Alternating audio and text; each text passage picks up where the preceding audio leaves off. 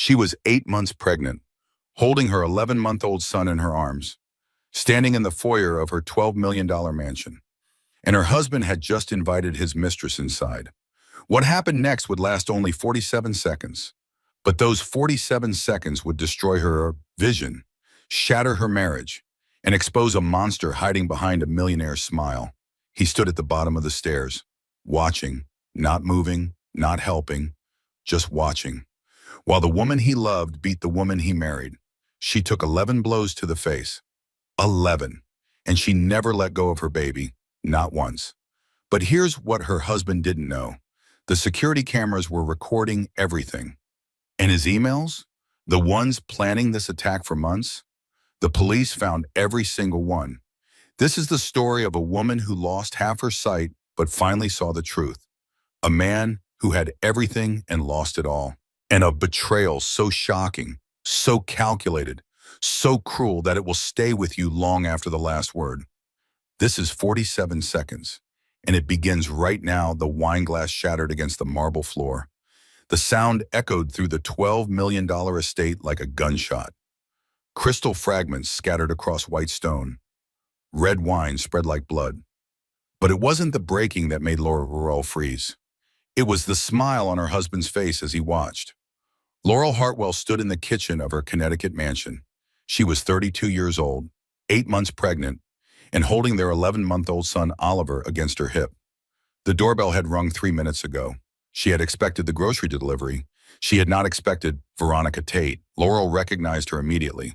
The woman from Preston's office Christmas party, the one with the red dress cut too low, the one who laughed too long at her husband's jokes, the one whose hand lingered on his arm. "Your husband invited me," Veronica said. She pushed past Laurel into the marble foyer. Her heels clicked against the stone, each step deliberate, each step claiming territory. Laurel's arms tightened around Oliver. Her pregnant belly pressed against his small body. 2 children. She was protecting 2 children. "Excuse me," Laurel's voice came out sharper than intended. "You can't just walk into my home." Veronica turned. She was 29 years old, blonde hair perfectly styled, makeup flawless. She looked like she belonged in this house. She looked like she already owned it. "Preston," Veronica called up the stairs. "She's being difficult." Laurel's blood ran cold. Preston appeared at the top of the curved staircase. He was wearing his weekend cashmere sweater, the gray one Laurel had bought him for his 38th birthday. His face showed no surprise, no concern, no emotion at all. "Laurel," he said, "we need to talk." His voice was calm, business meeting calm, the same tone he used when firing employees. "Preston, what is she doing here?" He descended the stairs slowly, one step at a time. His hand trailed along the mahogany railing, the railing Laurel had chosen when they renovated 3 years ago. "Veronica and I have been together for 14 months, Preston said. The words hit Laurel's chest like stones thrown hard. 14 months. She did the math instantly. 14 months ago, she was pregnant with Oliver. She was picking out nursery colors.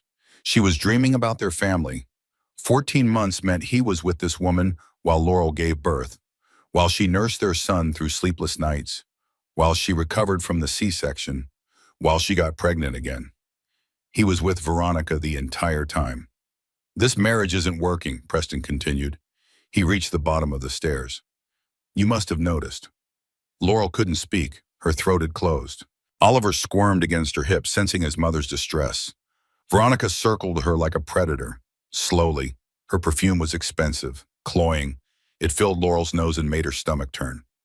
"He promised you'd be gone by now," Veronica said. "He promised me this house." The words broke through Laurel's shock. This house, her house, the house where she had planted roses in the garden, the house where Oliver took his first steps, the house where she had imagined raising her daughter. "I'm not leaving my home." Laurel's voice came out steady. It surprised her. Preston sighed. The exact sigh he made when business deals fell through, like she was an inconvenience, a problem to be managed.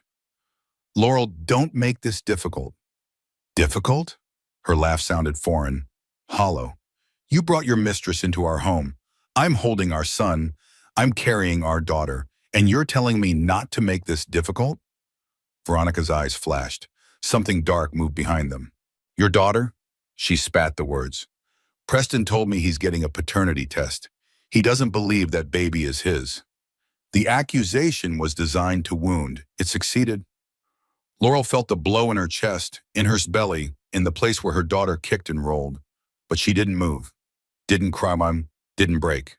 She looked at her husband, the man she had married 5 years ago, the man who had cried when Oliver was born, the man who had rubbed her swollen feet just last week.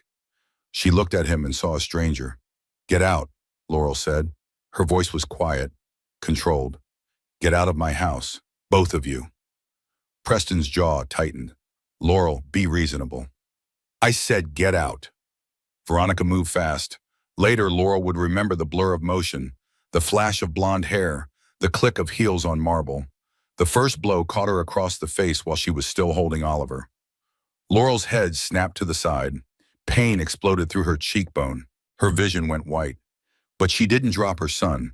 Her arms locked around him automatically, instinctively, the way mothers have protected children since the beginning of time. The second blow came, then the third. Laurel went down on the third hit. Her knees cracked against the marble floor. The impact sent shockwaves through her pregnant body. But she didn't let go of Oliver. She curled around him instead, made her body into a shell.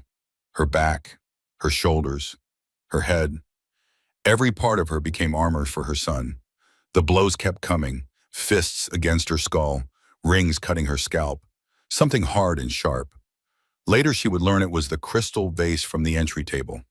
11 blows in 47 seconds. She counted each one. And through it all, through the pain and the blood and the terror, Laurel was aware of one thing. Preston stood at the foot of the stairs. He watched. He did not move. He did not help. He did not call for help. He just watched. Oliver screamed against her chest. His small body shook with fear. His cries mixed with her blood, with her tears, with the sound of her breaking. Then another voice, high and sharp. I'm calling 911. I'm calling right now. Caroline Foster, the neighbor, walking her dog past the open front door. The blows stopped. Laurel heard breathing, ragged, fast, Veronica's breathing. Then Preston's voice, still calm, still business meeting calm. We need to leave. Now. Footsteps, 2 sets, moving past her crumpled body, moving past her screaming son, moving toward the door. Preston, Laurel's voice was barely a whisper. Blood ran into her eyes. Preston, help me. He didn't answer. She heard the Mercedes start in the driveway, heard the tires crunch on gravel, heard the car disappear down the long road, then silence, just her breathing. Oliver's crying, the distant sound of Caroline's voice on the phone. Laurel pressed her face against the cold marble. She could feel her daughter moving inside her arm, still alive, both children still alive. She had protected them. That was her last thought before the darkness took her. The beeping woke her first, steady and mechanical, a heart monitor somewhere nearby. Then the smell, antiseptic and clean, hospital smell. Laurel tried to open her eyes. She couldn't. Something covered them. Bandages, thick and tight. The world was completely dark. Panic rose in her chest. She reached up to touch her face. Easy, Mrs. Hartwell. A woman's voice, calm and professional. You're safe. You're at Mercy General Hospital. My baby. Laurel's voice was a ragged whisper. Her throat felt like sandpaper. My babies. Both of your children are fine. The voice moved closer. Your son is with your brother. The baby you're carrying has a strong heartbeat. We've been monitoring her. Relief flooded through Laurel's body. She felt tears running beneath the bandages. I'm Dr. Helen Marsh, the voice continued. I'm an ophthalmologist, a specialist in eyes. Laurel's relief turned cold. My eyes, she said. I can't see anything. A long pause, the kind of pause that holds bad news.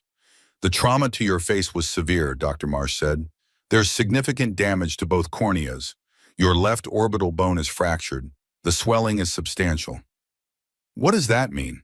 When we need to do more tests, more imaging. But Mrs. Hartwell, another pause. We don't know if your sight will return. The words didn't make sense at first. Laurel repeated them in her mind. We don't know if your sight will return. Blind. She might be blind. The woman who attacked you used multiple weapons, Dr. Marsh continued. Her fists, her rings, and what we believe was a crystal vase. The impacts to your face were... She stopped, started again. I've been doing this for 23 years. I've never seen injuries like yours in someone who survived. Survived. Laurel held on to that word. She had survived. My husband, she said. Where is my husband? Another pause. Different this time. Waited. Your husband was arrested 4 hours ago. The police are still looking for the woman who attacked you. Arrested. Preston was arrested. I don't understand. Laurel tried to sit up. Pain shot through her skull. She fell back against the pillow. Mrs. Hartwell, you need to rest. Your brother is here. He can explain everything. Footsteps, a door opening and closing, then different footsteps, heavier, familiar. Laurel, Garrett's voice broke on her name. Her older brother, the one who had raised her after their parents died, the one who had walked her down the aisle at her wedding, the one who had warned her about Preston. She had not listened. Garrett, she reached out blindly. His hand found hers, rough and calloused, working hands. Oliver, where is Oliver? He's safe. He's at my house with my neighbor watching him. He's not hurt, Laurel, not a scratch on him. The tears came harder. She had protected him. 47 seconds of hell, and she had protected him. The police found the security footage, Garrett said. His voice was tight, controlled, the way it got when he was trying not to explode. From the cameras in the house, Preston forgot about them. Security footage? Everything was recorded, Laurel, everything. She processed this. The attack, Preston watching, Preston leaving with Veronica, all of it captured on camera. There's more, Garrett said. She could hear it in his voice. The weight of something terrible. Tell me.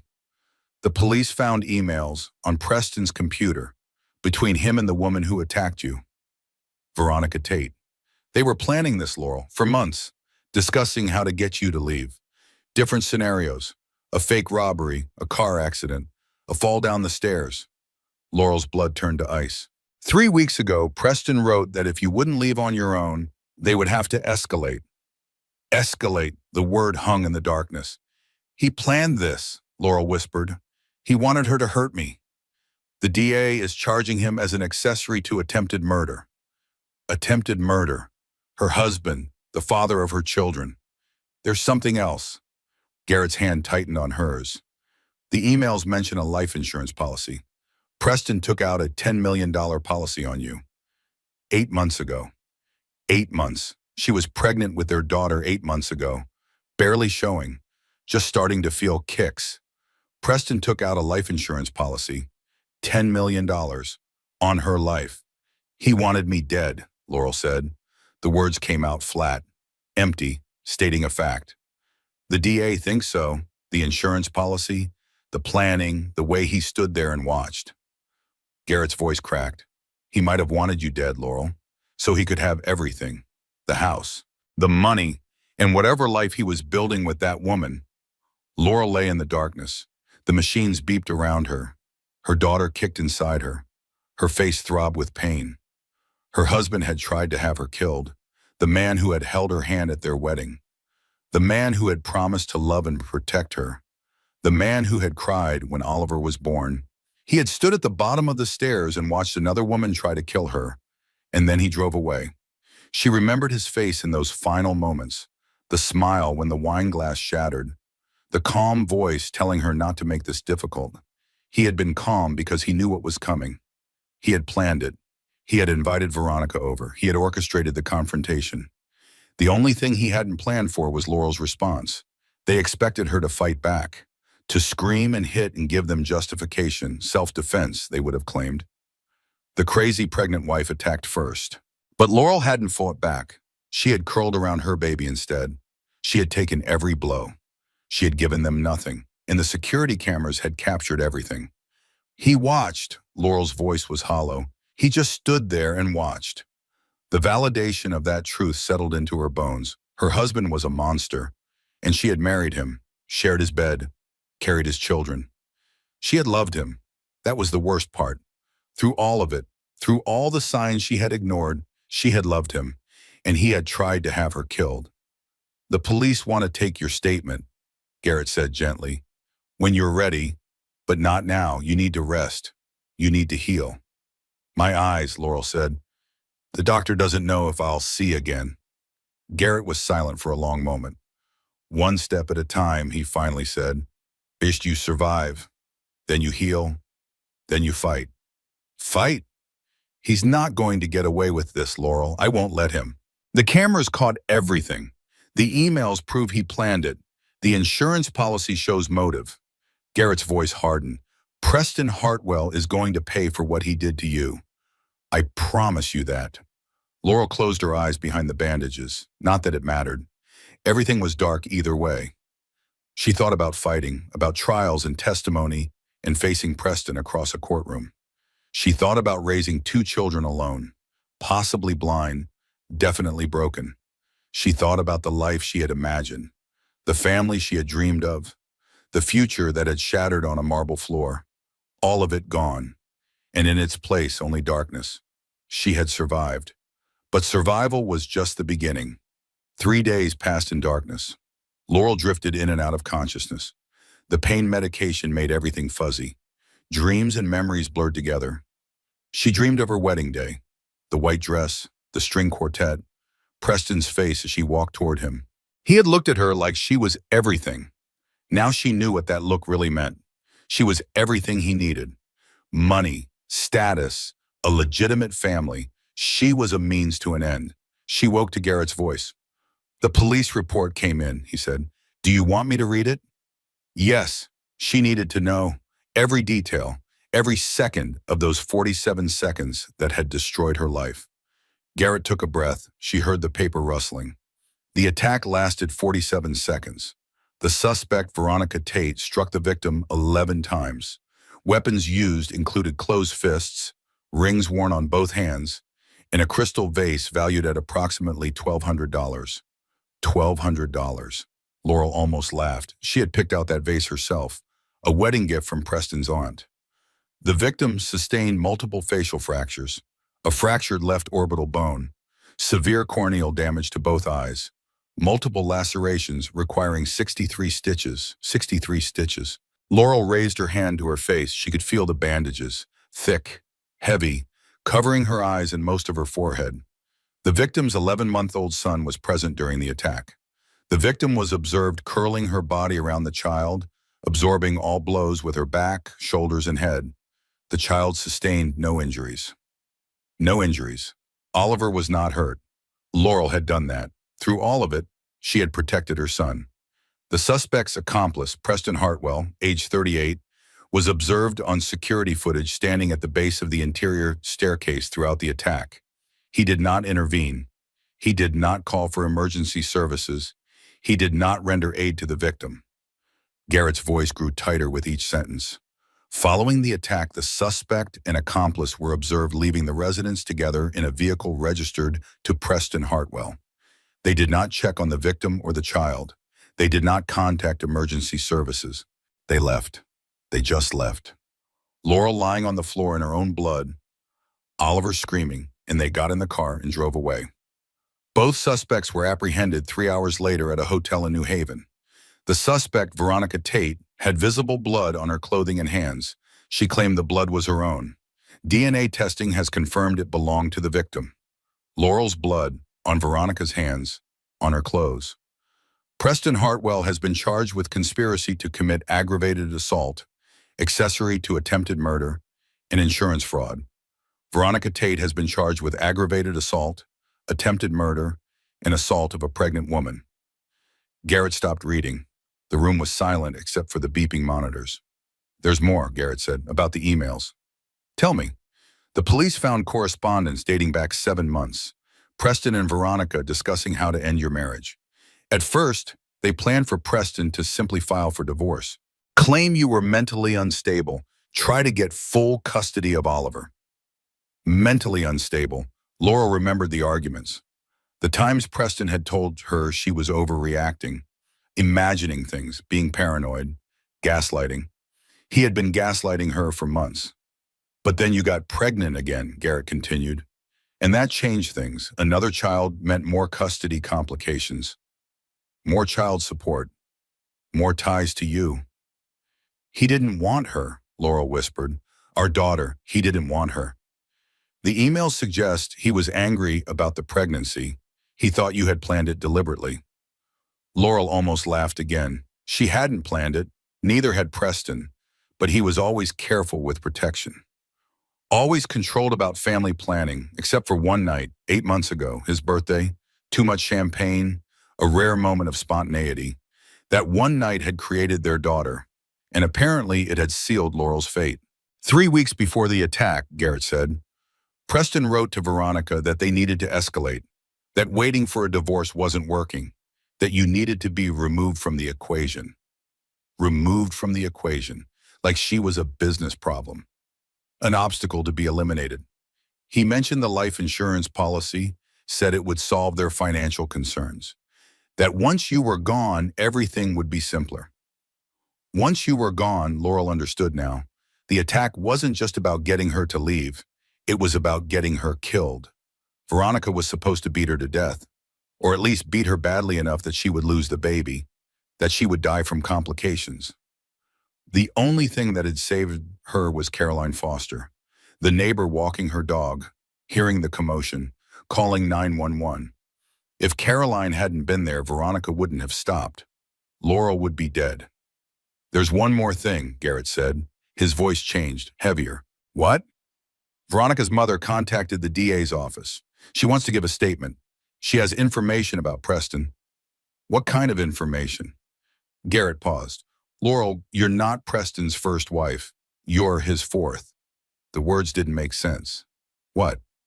Preston has been married 3 times before. Each marriage ended after he started an affair. Each wife was paid off. Each wife signed a non-disclosure agreement. Fourth wife. Laurel was his fourth wife. She had known he was married once before, a brief marriage in his 20s. Ended amicably, he said. They grew apart, but 3 times, 3 other women? None of the previous wives knew about the others, Garrett continued. Preston kept them all separate, used his family's lawyers to handle the divorces, sealed the records, buried the truth. Laurel lay in the darkness and felt her memories reshaping. Everything she thought she knew about her husband was a lie. She remembered their first date, the rooftop restaurant with string lights, Preston ordering champagne before she could say she preferred wine. He had made all the decisions from the very beginning. She just hadn't noticed. She remembered their wedding, her mother crying, Preston's mother, Patricia, not crying. Patricia had worn white to her son's 4th wedding, knowing he would destroy another woman. She remembered the honeymoon in Bali, Preston on his phone constantly. Business calls, he said, important deals. Now she wondered who he was really talking to. She remembered Oliver's birth, Preston holding their son for exactly 4 minutes, then handing him to the nurse, taking a phone call. She had made excuses for him. He was busy. He was stressed. He loved them in his own way. She had made so many excuses. I knew, Laurel whispered to the darkness. Somewhere I knew. The signs were all there. You couldn't have known this, Garrett said firmly. He fooled everyone. No. Laurel shook her head slowly. The movement sent pain cascading through her skull. I saw the signs. I just didn't want to see them. The night she told him she was pregnant again. His face before he rearranged it into happiness. For 1 second, she had seen disappointment, anger, something dark. She had told herself she imagined it. She hadn't imagined it. How many other women did he hurt? Laurel asked. The other wives, were any of them? We don't know yet. The DA is trying to contact them. 2 have refused to talk, too afraid, too traumatized. And the third? She's agreed to speak. Her name is Margot Sinclair Whitfield. She was Preston's 2nd wife. She said she's been waiting 10 years for someone to finally hold him accountable. 10 years. Another woman had been waiting 10 years for justice. Laurel understood something then, something important. This wasn't just about her. This wasn't just about what Preston had done to her. This was about every woman he had ever hurt, every wife he had discarded, every life he had destroyed, and she was going to stop him. I'm going to testify, Laurel said. Whatever it takes, however long it takes, I'm going to make sure he never does this to anyone else. Laurel, you need to focus on healing first. No, her voice was stronger now. I need to focus on justice for me, for our daughter, for every woman who came before me. She reached out and found Garrett's hand. Help me, Garrett. Help me destroy him. His hand tightened around hers. That's exactly what I plan to do. Denise arrived on day 4. Laurel heard her before she saw her. Not that she could see anything, but the sound of her best friend's voice cut through the hospital haze like a blade. Where is she? I need to see her now. Then footsteps, running, and Denise was there, grabbing Laurel's hand, her breath coming in gasps. Oh my God, Laurel, oh my God. You didn't have to fly all the way from Seattle. Shut up. Of course I did. Denise sat on the edge of the bed. Laurel could smell her perfume, the same perfume she had worn since college. Some things never changed. I'm going to kill him, Denise said. Her voice shook with rage. I'm going to actually kill him. Get in line. The joke surprised both of them. Laurel heard Denise's breath catch, then a strange sound. Half laugh, half sob. There you are, Denise said. There's my girl. I was worried you were gone. I'm still here. Mostly. Your eyes? They don't know yet. Maybe permanent damage. Maybe not. We'll see. Laurel paused. Or maybe we won't see. Literally. Denise squeezed her hand harder. That's not funny. I know, but if I don't laugh, I'm going to bring the scream. And I'm trying not to scare the nurses. They sat in silence for a moment. The monitors beeped steadily. Somewhere down the hall, a phone rang. I never liked him, Denise finally said. You know that. You never said anything. Would you have listened? Laurel thought about this, really thought about it. No, she admitted, I wouldn't have. That's why I didn't say anything. You had to see it yourself. See what? The way he controlled everything. The way he made decisions without asking you. The way he always had to be right. Denise's voice softened. The way you got smaller every year, you were married to him. Smaller. The word hit Laurel hard. She remembered the woman she had been before Preston. Confident, independent, the youngest regional manager at her company. Dreams of starting her own business someday. Then she met Preston, and slowly, gradually, she had given up pieces of herself. She quit her job because he wanted her to. She stopped seeing friends because he was jealous. She moved into his house, his world, his life. She had become a supporting character in her own story.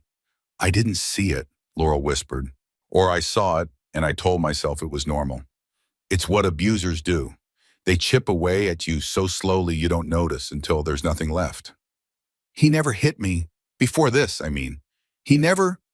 Abuse isn't just physical, Laurel. The way he talked to you, the way he made you doubt yourself, the way he isolated you from everyone who cared about you. Denise paused. I tried calling you 6 months ago. Do you remember? Laurel searched her memory, foggy with medication. You didn't answer. When I tried again, Preston told me you were too busy, that you'd call me back. You never did. I don't remember that. He probably had never told you I called. Laurel felt something shift inside her, another piece of the puzzle falling into place. He kept me away from everyone, she said slowly. My friends, my brother, anyone who might have seen what he was doing. Classic isolation technique. Make the victim dependent on the abuser.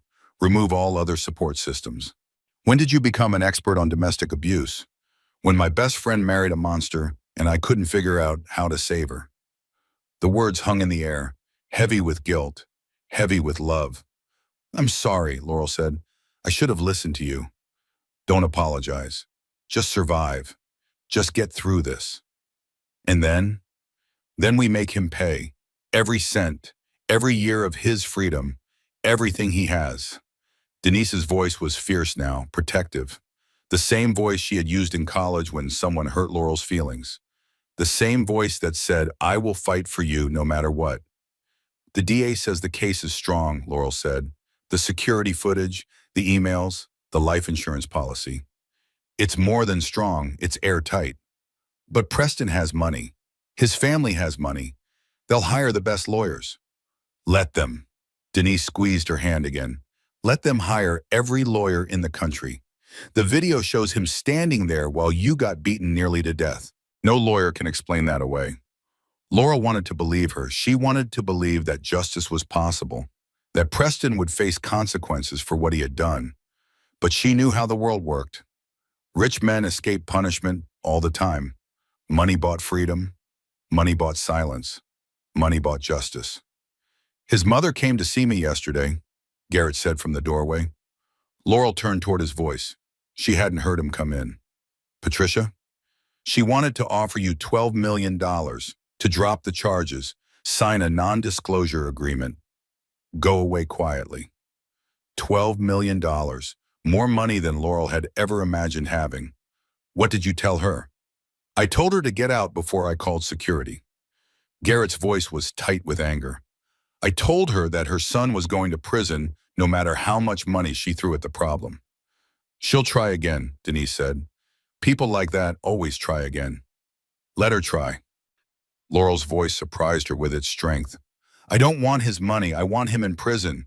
I want him to lose everything he has. Then that's what we'll get, Garrett said. I met with a lawyer today, Marcus Webb. He's a former prosecutor, spent 15 years putting men like Preston behind bars. Why would a prosecutor help me? He knows Preston's family, worked with his father decades ago. He's watched the Hartwells buy their way out of trouble since Preston was a teenager. What kind of trouble? Garrett hesitated. Tell me. A drunk driving accident when Preston was 16 killed his girlfriend. The records were sealed. The family paid off the other family. Laurel felt sick. He killed someone when he was 16. Technically, it was ruled an accident, but there were questions. Witnesses who said Preston was driving too fast, who said he was showing off. And they just covered it up. That's what money does. That's what the Hartwells have always done. Garrett moved closer. She felt him sit in the chair beside her bed. But not this time. This time there's video evidence. This time there's a paper trail a mile long. This time Preston Hartwell is going to face justice. Laurel lay in the darkness and thought about the 16-year-old who had killed his girlfriend, who had watched her die, who had walked away without consequences. 22 years later, he had watched another woman nearly die. Same pattern, same coldness, same certainty that he would escape punishment. But this time was different. This time, he had chosen the wrong victim. I want to meet him, Laurel said. This lawyer, Marcus Webb. I already set up a meeting tomorrow afternoon. Good. Laurel felt something solidify inside her, purpose, direction, something to fight for beyond just survival. We're going to destroy him, she said quietly.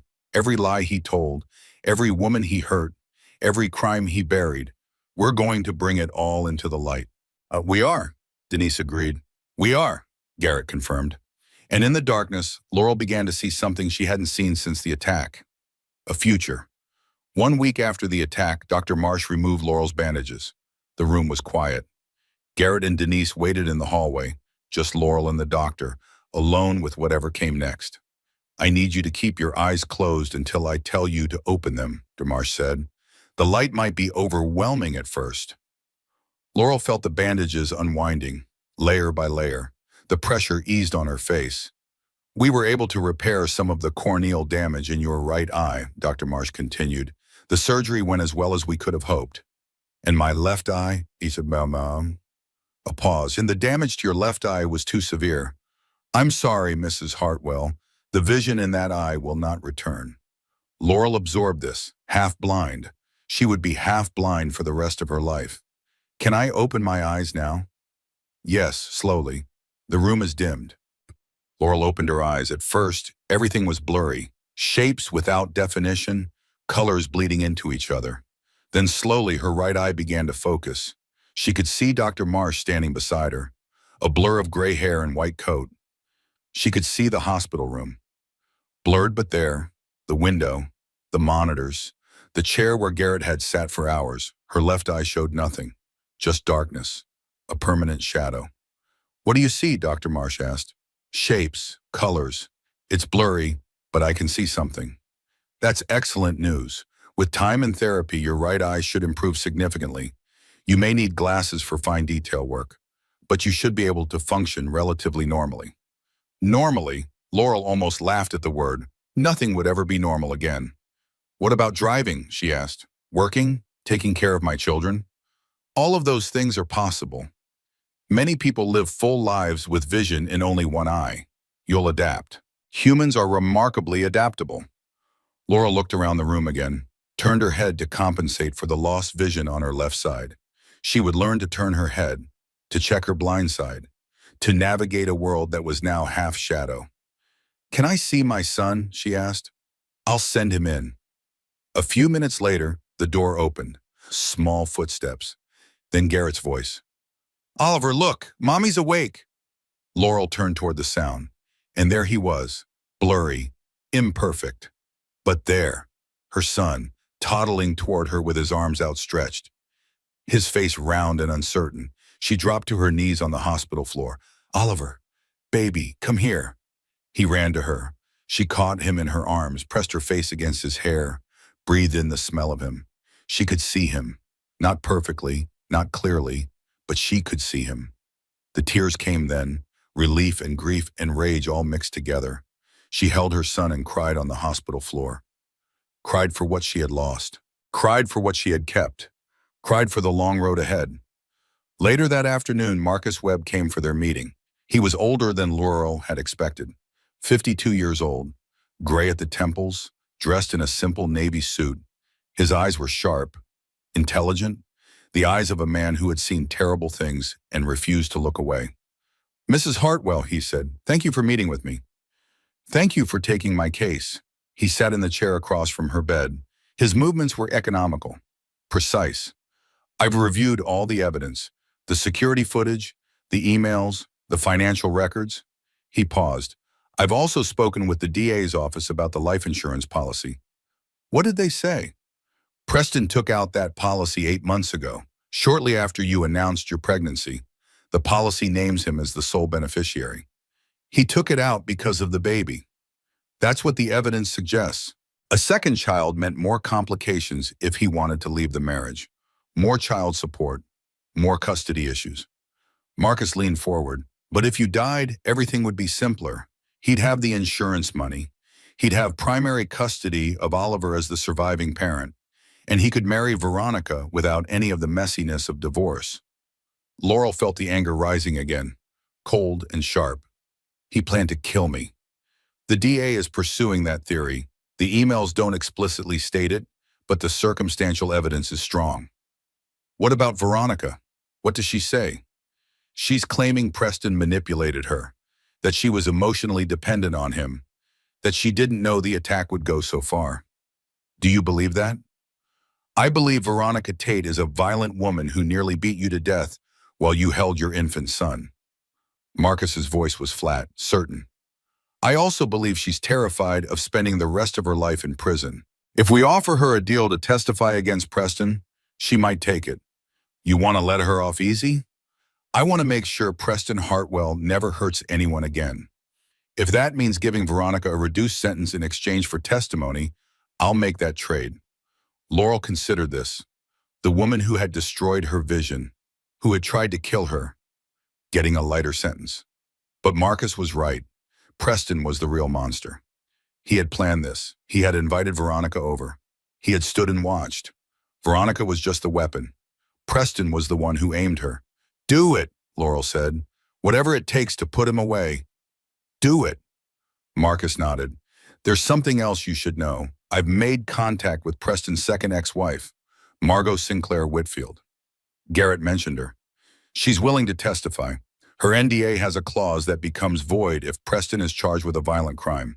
She's been waiting years for this chance. What will she say? That Preston gaslit her throughout their marriage, made her believe she was mentally ill. Had their couples therapist on his payroll, feeding him information and validating Preston's claims about her instability. Marcus paused. She left that marriage convinced she was crazy. It took her 3 years to understand what had really happened. Laurel felt sick. Preston had done the same thing to her. The subtle comments, the questioning of her memory, the way he made her doubt her own perceptions. How many women has he done this to? She asked. We know of 4 wives. We're still investigating his relationships before his first marriage. Marcus met her eyes. Men like Preston don't start this behavior suddenly. There's usually a pattern going back years, decades. The girlfriend who died when he was 16.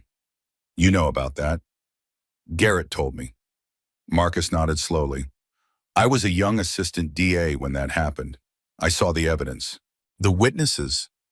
The way his family made it all disappear. His voice hardened. I've been watching Preston Hartwell destroy people his entire life. His money has always protected him. His family has always cleaned up his messes. But not this time. Not this time. Marcus stood up. This time I'm going to make sure he pays for everything he's done. To you, to his ex-wives, to that girl who died 22 years ago. He held out his hand. Are you with me, Mrs. Hartwell? Laurel took his hand. His grip was firm, certain. I'm with you. Then let's get started. Laurel was discharged from the hospital 2 weeks after the attack. She couldn't return to the estate. It was still a crime scene. The marble floors still stained with her blood. Even if she could return, she didn't want to. That house belonged to a different woman. A woman who believed in her husband. A woman who didn't know she was married to a monster. Garrett took her to his home instead. A modest 3-bedroom in a neighborhood without gates. No security cameras, no marble floors, just a simple house with a small backyard and a fence that needed painting. It was the most beautiful place Laurel had ever seen. Oliver ran to her the moment she walked through the door, his small arms wrapped around her legs, his face pressed against her knee. Mama, he said, Mama home. Laurel knelt down slowly. Her body still ached, her face still throbbed, but she wrapped her arms around her son and held him. Mama's home, she whispered. Mama's not going anywhere. The first night was hard. Laurel lay in Garrett's guest room, her hand on her belly, feeling her daughter kick. The unfamiliar sounds of the house kept her awake. The creak of the floors, the hum of the refrigerator. Every noise sounded like footsteps. Every shadow looked like a threat. She didn't sleep until dawn. The second night was harder. She woke screaming from a nightmare. Veronica's face, Preston's smile, the feeling of blows raining down. Garrett burst through the door, ready to fight someone who wasn't there. It's okay, Laurel gasped. Just a dream. Just a dream. But it wasn't just a dream. It was a memory. And memories didn't fade easily. On the third night, she gave up on sleep entirely. 3 a.m. Laurel sat in Garrett's backyard. The neighborhood was quiet. The stars blurred into streaks of light through her damaged right eye. The baby moved inside her. A flutter, then a kick. I don't know if I can do this, Laurel whispered to the night. I don't know if I'm strong enough. She had lost so much, her vision, her marriage, her home, her sense of safety. She had 2 children to raise, one already born, one on the way. She had no income, no clear path forward. Preston's lawyers were already filing motions, claiming she provoked the attack, claiming Veronica acted in self-defense, claiming the emails were taken out of context. They would drag her through the mud, expose every mistake she had ever made, try to make her look crazy, unstable, unreliable. The same thing Preston had done to his other wives. For a long moment, Laurel considered giving up, taking the money, signing the NDA, disappearing somewhere with her children, letting him win. The thought was tempting, so tempting. Then Oliver cried from inside the house. That small sound, that insistent call for his mother. Laurel stood up. Her body protested. Her face ached. But she went inside anyway. She went to her son. She found him standing in his crib, tears streaming down his face. A nightmare of his own, maybe. Or just the confusion of being in a strange place. She picked him up, held him against her chest. It's okay, she murmured. Mama's here. Mama's always going to be here. And in that moment, something shifted inside her. She wasn't just surviving for herself anymore. She was surviving for him, for her daughter.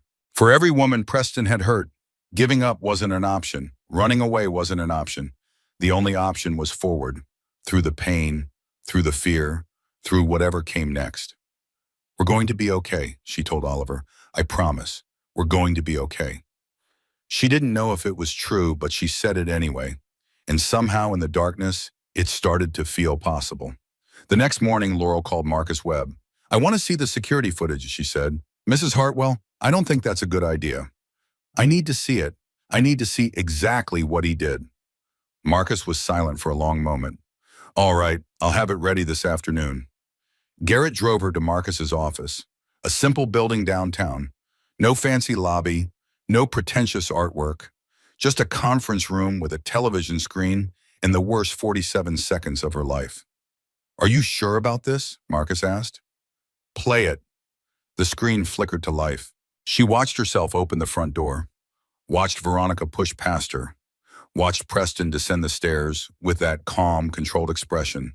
She watched herself refuse to leave. Then she watched Veronica attack.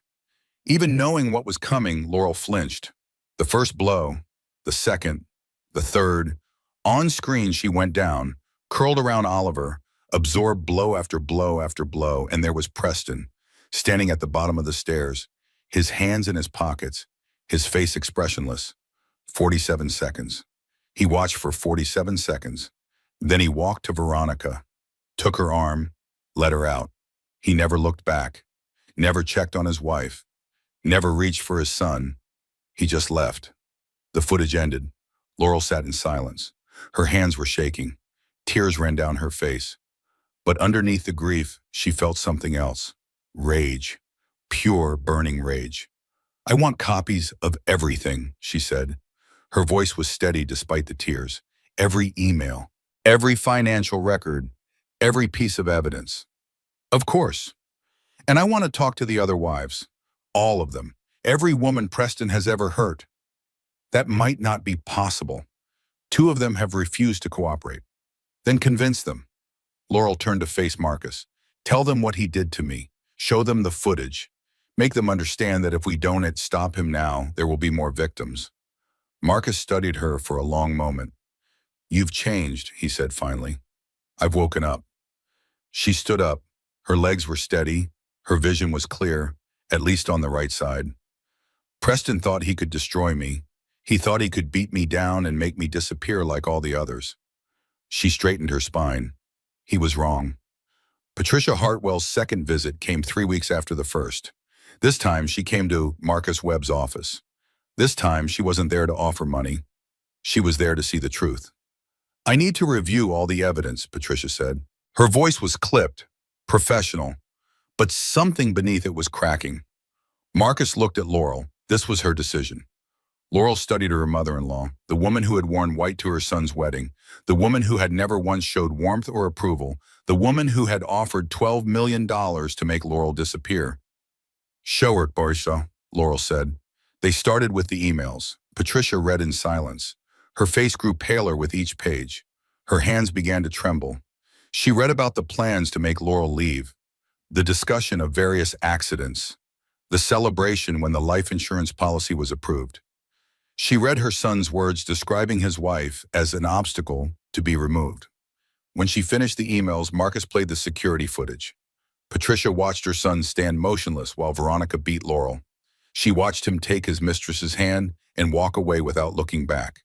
She watched his complete indifference to his wife's suffering. When the footage ended, Patricia sat very still. "This is the 4th time," Laurel said quietly. "I'm his 4th wife. There are 3 other women he did this to. Different methods, same result." Patricia's composure finally cracked. "I didn't know," she whispered. Her voice shook. "Gerald and I knew he had affairs. We thought they were just affairs. We didn't know he tried to have me killed." Laurel kept her voice even. "In front of your grandchild." Patricia looked at her with something Laurel had never seen before. Humanity. "I can't testify against my son," Patricia said. "I can't." "I know. But I won't help him either." Patricia stood, gathered her purse with shaking hands. "The family attorneys will no longer represent him. The family funds will no longer pay for his defense. He's on his own." She walked to the door, stopped. "I'm sorry, Laurel." Her voice was barely audible. "For what it's worth, I'm sorry for all of it." Then she was gone. Marcus let out a long breath. That was unexpected. She's his mother. She loves him. Laurel paused, but she finally saw him for what he is. Without family money, Preston's defense just got significantly weaker. He'll have to use a public defender or hire someone much less expensive. Good. 2 days later, Veronica took a plea deal. Laurel watched through the courtroom video feed. Veronica, in an orange jumpsuit, her lawyer beside her. The defendant pleads guilty to aggravated assault, the lawyer said. In exchange, she agrees to provide full testimony against Preston Hartwell. 8 years, with possibility of parole in 5. 8 years for 47 seconds that had changed Laurel's life forever. It didn't feel like enough. It would never feel like enough. But Veronica's testimony would help put Preston away for much longer. I loved him, Veronica said during her allocution. Her voice was flat, defeated. I really thought he loved me. I thought we were going to have a life together. She looked at the camera, looked directly at Laurel, somehow knowing she was watching. I was just another tool, another weapon he was willing to use and throw away. Laurel felt something unexpected in that moment. Pity, not forgiveness. She would never forgive Veronica for what she had done. But pity, for a woman who had been manipulated by the same monster, who had destroyed her own life for a man who had never loved her. They were both victims of Preston Hartwell. Only one of them would spend the next 8 years in prison for it. That night, Laurel went into labor, 4 weeks early, the stress of everything catching up to her body. Garrett drove her to the hospital, breaking every speed limit. Denise, who had returned to Connecticut for the long haul, held her hand in the back seat. Breathe, Denise kept saying. Just breathe. But Laurel couldn't breathe. All she could think was, what if something is wrong? What if the attack damaged her? What if the baby isn't okay? The delivery lasted 14 hours. At the end of it, exhausted and terrified, Laurel heard the most beautiful sound in the world. Her daughter crying. She's perfect, the doctor said. 6 pounds, 2 ounces. All fingers and toes accounted for. They placed the baby on Laurel's chest, small and wrinkled and screaming. Laurel looked at her daughter through her one working eye. Eleanor, she whispered. Eleanor Grace, not Hartwell. Brennan, her maiden name. Her daughter would carry no part of Preston forward. The baby stopped crying, looked up at her mother with unfocused newborn eyes, and Laurel felt for the first time since the attack, something like hope. Hello, sweet girl, she murmured. I'm your mama, and I'm going to protect you, no matter what. She held her daughter through the night, watched the sun rise through the hospital window. She had survived the attack, survived the darkness, survived the birth. Now she had to survive the trial. But looking at Eleanor's face, she knew she could do it. For her children, for herself, for every woman Preston had ever hurt. She would see this through to the end. The trial began on a gray November morning. Laurel stood at the bottom of the courthouse steps. Her right eye scanned the crowd. Reporters, cameras, curiosity seekers. Garrett held her right arm. Denise held her left. Between them, they guided her up the stairs, one step at a time. That was how she had survived the last 6 months, one step at a time. The courtroom was packed. Media filled the back rows. Former Hartwell Foundation donors sat in clusters, watching their money's legacy crumble. And there in the front row sat 3 women Laurel had never met in person. Preston's other ex-wives, Margot Sinclair Whitfield, the second wife, the one whose testimony would prove the pattern. Diana Wells Montgomery, the first wife, who had finally agreed to speak after seeing the evidence. Susan Bradley Clark, the third wife, who had broken her silence just 2 weeks ago. All of them here, all of them ready to face the man who had destroyed their lives. Preston sat at the defense table. He had lost weight. His expensive suit couldn't hide the gauntness of his face. His attorney was a public defender. Young, overwhelmed, no match for Marcus Webb. When Preston looked at Laurel, his face showed confusion. Genuine confusion. He still didn't understand how this had happened, how his money and his name and his certainty couldn't save him. The trial lasted 3 weeks. Witness after witness took the stand. Carolyn Foster, the neighbor who had called 911, who had seen Veronica standing over Laurel's body, who had watched Preston drive away without looking back. Dr. Helen Marsh, who described Laurel's injuries in clinical detail. the fractured orbital bone, the damaged corneas, the 63 stitches, the permanent loss of vision in her left eye, the detectives who had found the emails, the financial experts who had traced the offshore accounts, the insurance investigator who had flagged the suspicious policy, Veronica Tate, testifying against the man she had loved, describing how he had groomed her, manipulated her, convinced her that Laurel was the obstacle to their happiness. He told me she was abusive, Veronica said. Her voice was flat, hollow. He said she threatened to destroy him, to take everything. He said we had to protect ourselves. And you believed him? Marcus asked. I loved him. I believed everything he said. Then came the other wives. Margot went first. Calm, controlled, but her hands shook as she spoke. He made me believe I was mentally ill, she said. For 3 years of marriage, he told me I was imagining things, misremembering, overreacting. He had our therapist confirming everything he said. Why didn't you report this to the police? Because I believed him. I thought I was the problem. Her voice cracked. It took me years to understand what had really happened. By then I had signed an NDA. I couldn't speak. Diana and Susan told similar stories. Different details, same pattern, gaslighting, isolation, control. And when they tried to leave, threats and legal maneuvering to keep them silent. Preston had done this to 4 women over 15 years, and he had nearly killed the 4th.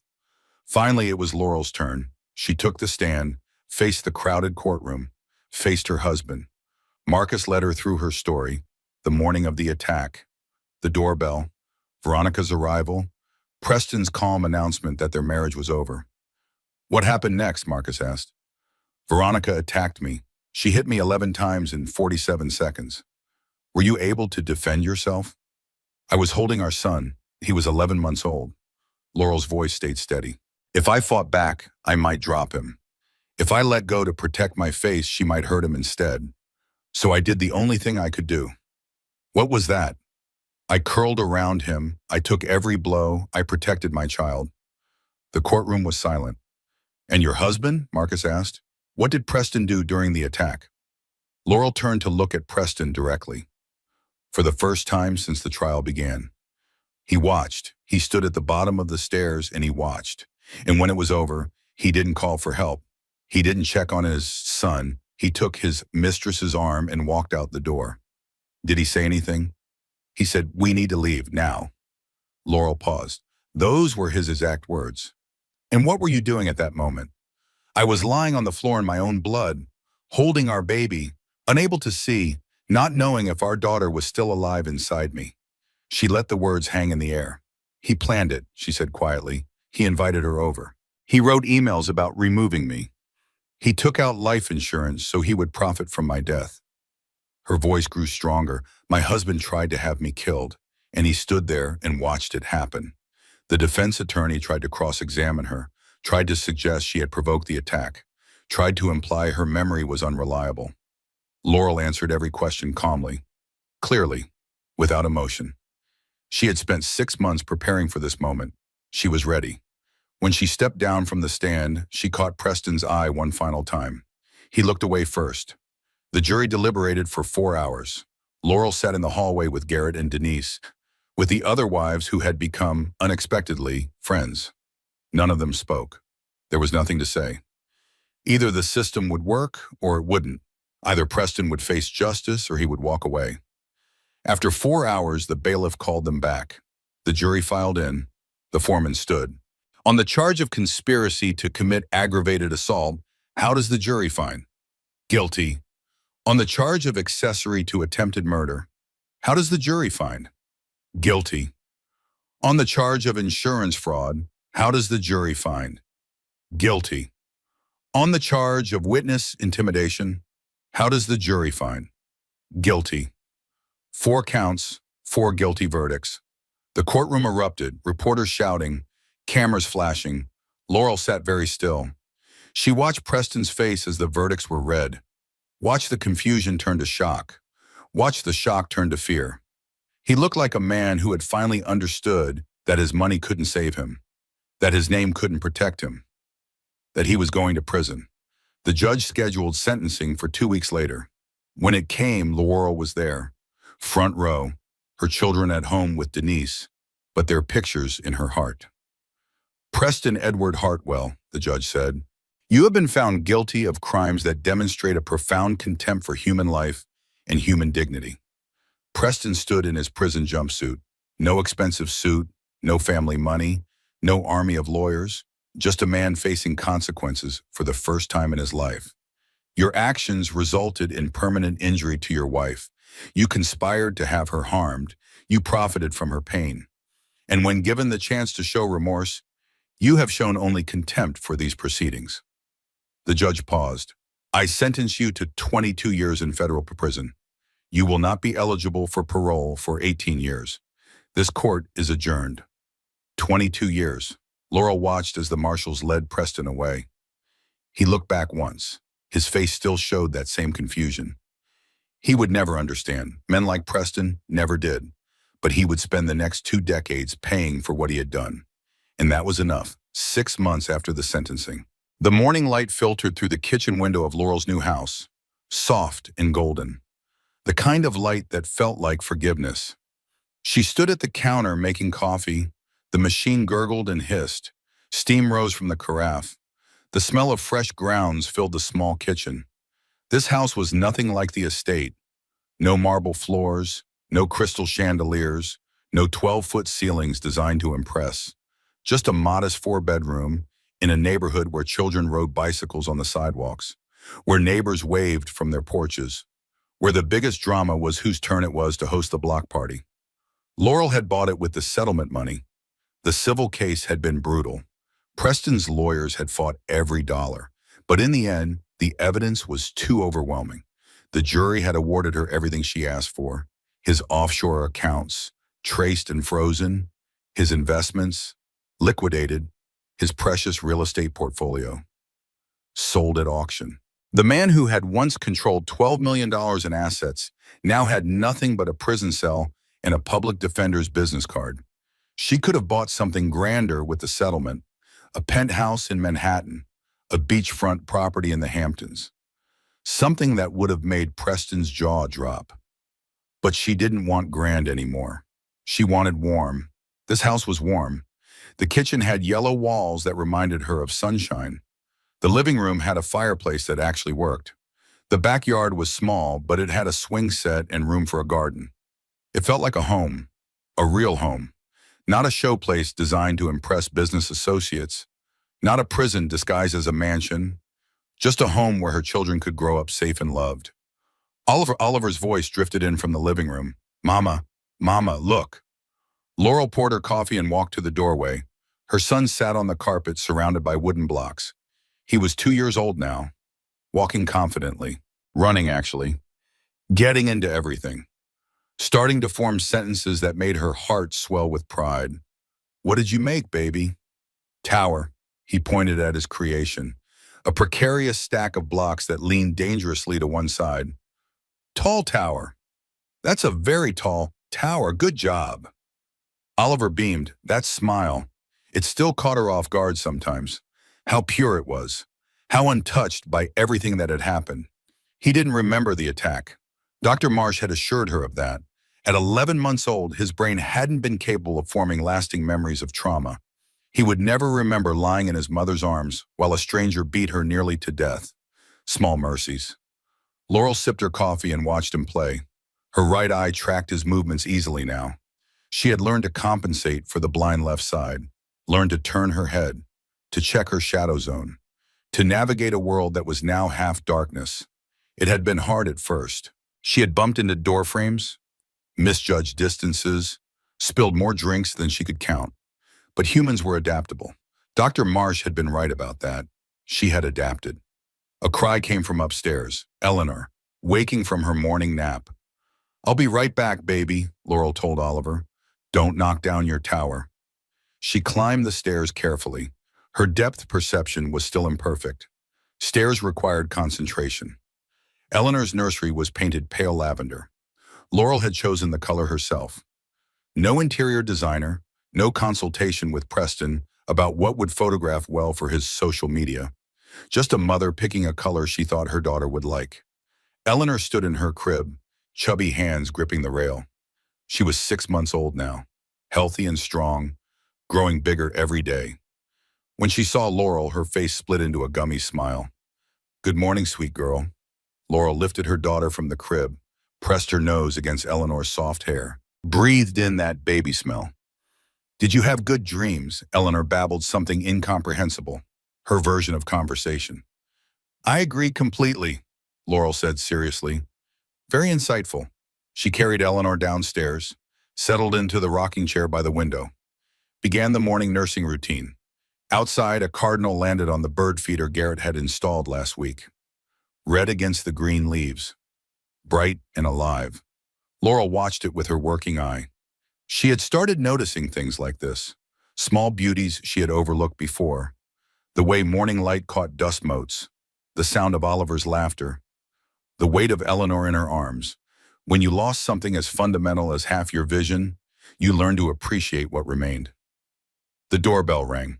"Coming," Laurel called. She shifted Eleanor to one arm and went to answer it. Denise stood on the porch. She wore yoga pants and an oversized sweater. Her hair was pulled back in a messy ponytail. She looked nothing like the polished professional Laurel had known in Seattle. She looked happy.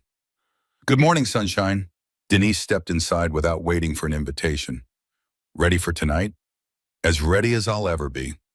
Tonight was the Domestic Violence Survivors Conference, a gathering of 300 women from across the state, advocates, survivors, people who worked in shelters and crisis centers, and Laurel had been asked to give the keynote speech.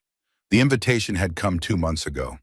A woman named Patricia Daniels, director of the Connecticut Coalition Against Domestic Violence. "Your story has inspired so many people." Patricia had said over the phone, "The way you fought back, the way you used your voice. We would be honored if you would share your experience with our community." Laurel had said yes before she could talk herself out of it. Now, standing in her kitchen, with the speech notes still unfinished, she wondered if she had made a mistake. "You're going to be amazing," Denise said, reading her face.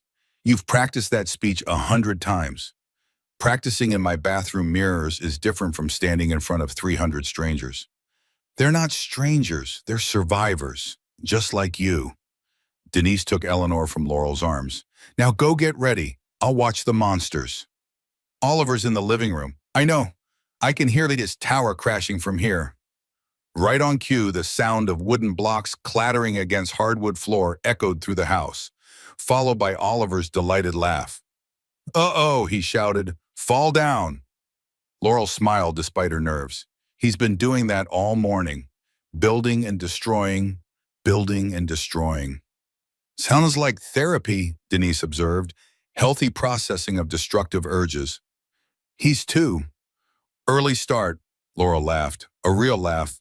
Those came easier now. She went upstairs to shower and dress, stood under the hot water and let it wash over her. The scars on her face had faded to thin white lines, barely visible unless you knew where to look. Dr. Marsh said they would continue to fade over time, but they would never disappear completely. Laurel had made peace with that. The scars were part of her story now, evidence of survival, proof that she had endured the worst and come through. She dressed carefully, a navy blue dress, simple but elegant, professional but approachable. No designer labels, no $1,000 shoes, just clothes that made her feel confident and comfortable. She did her makeup in the bathroom mirror, one eye in the glass, one eye in shadow. This was her face now, asymmetrical, imperfect, real. She had spent years trying to be perfect for Preston. Perfect wife, perfect hostess, perfect mother. She had never been enough. Now she understood the truth. She had never been meant to be enough. Preston needed her to feel inadequate. It was how he controlled her, kept her striving for an approval that would never come. No more.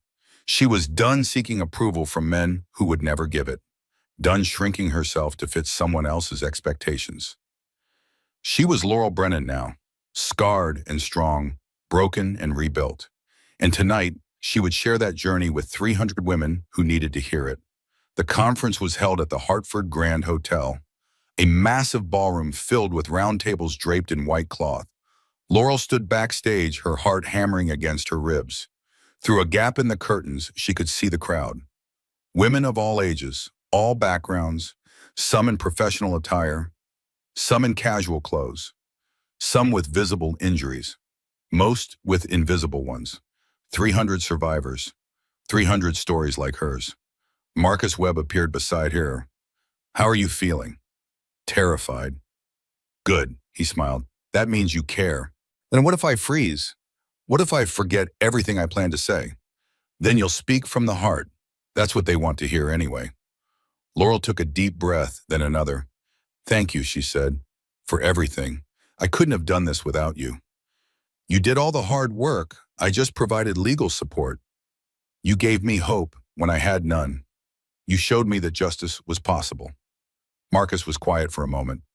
"I've spent 30 years in courtrooms," he finally said. "I've seen a lot of victims, a lot of survivors, but I've never seen anyone fight the way you did. You inspired me, Laurel, not the other way around." Before she could respond, a woman in a headset approached. "Ms. Brennan, you're on in 2 minutes." Laurel nodded, smoothed her dress, checked her notes one final time. The introduction began, a woman at the podium listing Laurel's credentials, her experience, what she had endured and overcome. Hearing it summarized like that felt strange, clinical, like it had happened to someone else, but it had happened to her, every second of it. "Please join me in welcoming our keynote speaker, Laurel Brennan."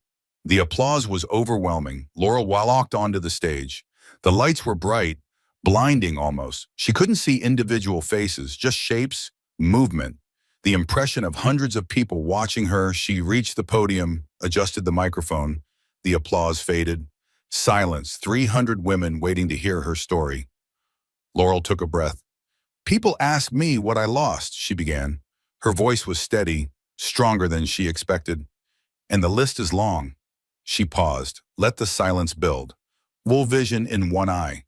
A marriage I thought was real. A family I thought I understood. A life I thought I was living. Murmurs from the audience. Recognition rippling through the crowd. "But here's what they don't ask." She leaned into the microphone. "What did I gain? Because that list is longer." She told them about her marriage, the early warning signs she had ignored, the way Preston had isolated her from friends and family, the slow erosion of her confidence, her independence, her sense of self. "He never hit me, not before that day, and I used that fact to convince myself I wasn't being abused. He didn't hit me, so how bad could it be?" She shook her head slowly. "I know now that abuse isn't just physical.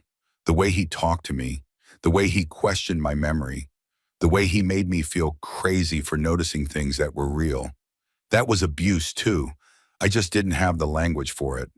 She told them about the attack, not the graphic details. They knew those from the news coverage. She told them about the moment before. "Veronica was standing in my foyer.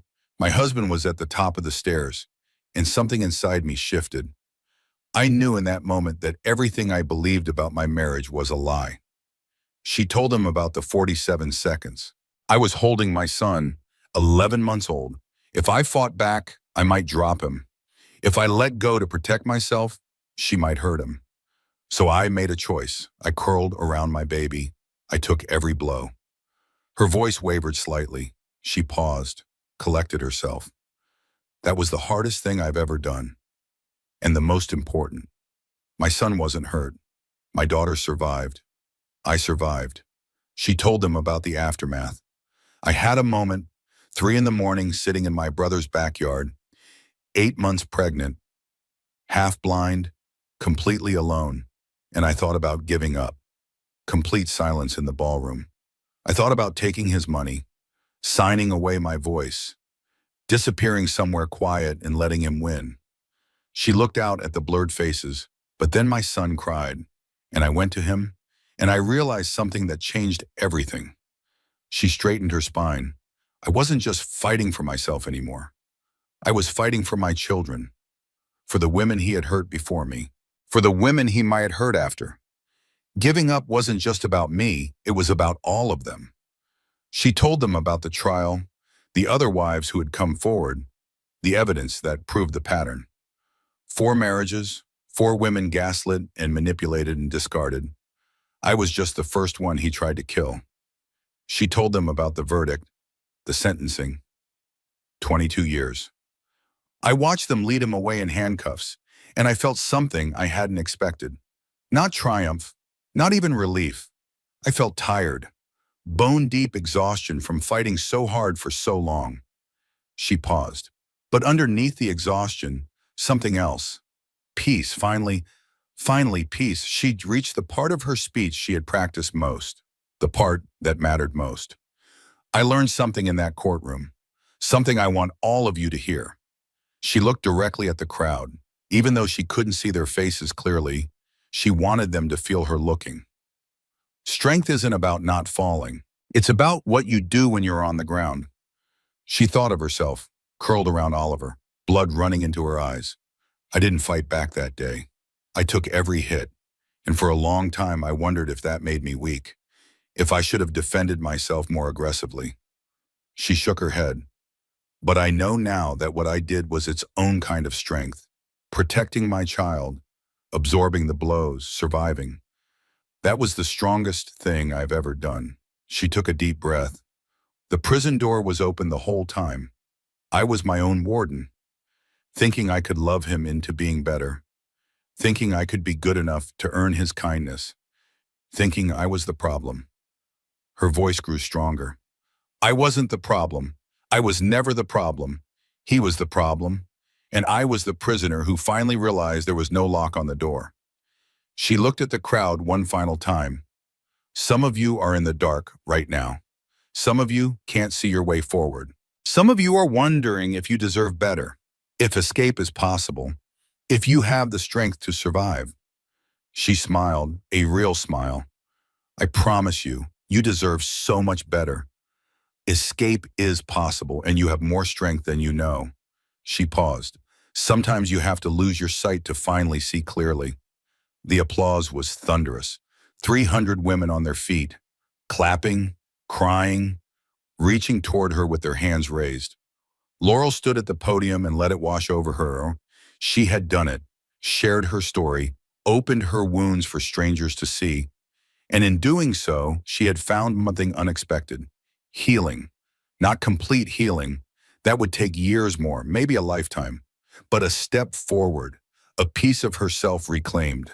She stepped down from the stage. Denise was waiting in the wings, tears streaming down her face. That was incredible, Denise whispered. I'm so proud of you. I couldn't have done it without you. Yes, you could, but I'm glad you didn't have to. They hugged, 2 women who had been friends for 15 years, through college, through careers, through marriages, good and bad. Some bonds couldn't be broken. The reception afterward was overwhelming. Woman after woman approaching Laurel, sharing their own stories, thanking her for her bravery. A woman named Jennifer, married to an abuser for 18 years, finally found the courage to leave last month. A woman named Sandra. Her daughter was in a violent relationship. She didn't know how to help. A woman named Michelle, a survivor of childhood abuse, still struggling with the trauma decades later. Laurel listened to each of them, held their hands, offered what comfort she could. You're not alone, she told them. You're never alone. She didn't have all the answers. She was still figuring things out herself, but she could offer something valuable, understanding, compassion, proof that survival was possible. Near the end of the reception, an older woman approached, small, tired-looking, familiar somehow. Mrs. Brennan, her voice was hesitant. My name is Gloria Tate. Laurel's breath caught. Gloria Tate, Veronica's mother.